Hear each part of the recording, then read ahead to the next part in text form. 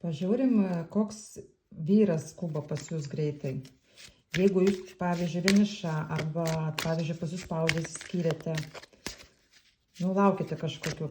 Pasižiūrim, koks vyras artimiausiu metu, arba galite sugalvoti laiką, skuba pas jūs.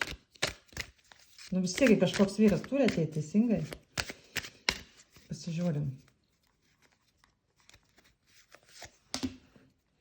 Saulė, čia toksai, kuris jums sudaužia širdį, kuris biški egoistas yra. Bet kaip, mes visi sąlyginai egoistai. Ir kurio jums labai sunku, jūs buvot labai prisirišus, labai nenorėjote jo paleisti. Tai va šitas vyras skuba pas jūs. Jo. Galbūt netgi buvo bet čia suprantat, aš dėl ko ir sakau, kad čia kaip ir jums lemta, nes aukščiausios jėgos, jeigu tikit, kad yra angelas, tai va jisai jūsų saugo. O jeigu kitaip žiūrėti, tai čia gali būti santuoka su juo. Jo, čia buvo labai gilūs jausmai, buvo tokia nežinomybė, gal netgi trikampis, gal netgi į depresiją nuėjot, jo. Skaudi situacija, skaudi, jums buvo tikrai nelengva. Bet va, jūs, kaip pasakyti, gausite neužilgą žinią, ko gero iš jo.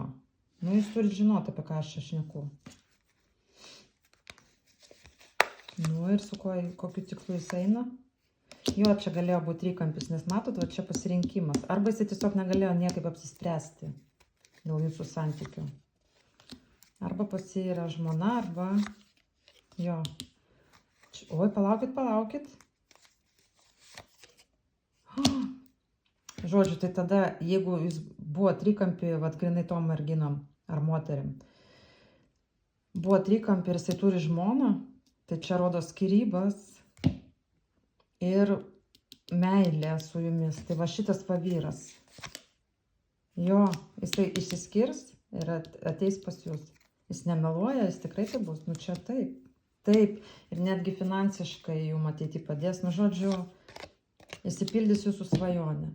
Labai geras rezultatas jūsų laukia, jeigu jūs atpažinot šitą vyrą. Tai labai smagu. Linkiu jums laimės, meilės. Ačiū už dėmesį.